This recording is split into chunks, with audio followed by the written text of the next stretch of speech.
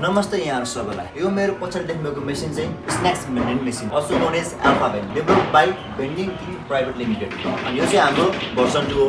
आज चाहिँ हामी यो मेसिन कसरी अपरेट गर्ने भनेर सिक्नेछौँ अनि यसको के फिचरहरू के छ सँगै डिस्कस गर्नेछौँ। आउनुहोस्।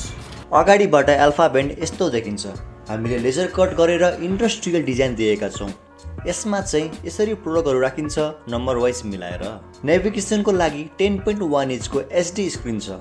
चलाउँदा एकदमै स्मुथ छ हाम्रो डिस्प्ले। कसरी युज गर्ने इन्स्ट्रक्सन चाहिँ यही डिस्प्लेको तल दिएको छ। सुरुमा चाहिँ तपाईलाई के खान मन छ हेर्नु पर्यो अनि त्यो प्रोडक्टलाई कार्टमा एड गर्नुपर्छ। कार्टमा गएर चेकआउट बटनमा क्लिक गर्नुपर्छ। त्यसपछि क्यूआर आउँछ। तपाईले कुनै पनि ब्याङ्क एकाउन्ट अथवा ई-सेवा अथवा खल्टीबाट पेमेन्ट गर्न सक्नुहुन्छ। सक्सेसफुल पेमेन्ट भएपछि चाहिँ तपाईको प्रोडक्ट यसरी तल खस्छ अनि तपाईले यसरी पुश गरेर सामान झिक्न सक्नुहुन्छ। अब हामी चाहिँ सामान कसरी राख्ने स्टकिङको बारेमा हेर्नेछौँ। सुरुमा तपाईले भेन्डिङको लक खोल्नु पर्ने हुन्छ।